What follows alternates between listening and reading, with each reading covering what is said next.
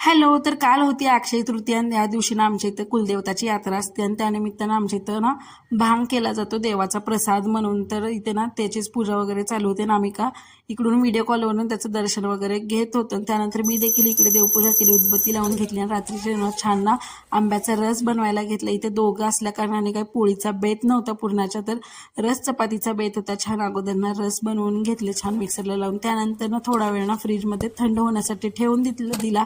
तर एक साईडला मी ते कुकर लावून घेतला आणि एक साईडला इकडे चपात्या देखील लाटायला लागले.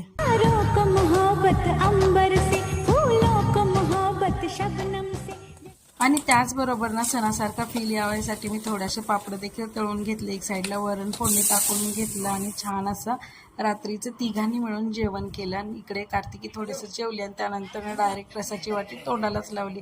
आणि असा होता अक्षय तृतीयाचा दिवस. तुमच्याकडे कसा असतो मला कमेंट करून सांगा. बाय.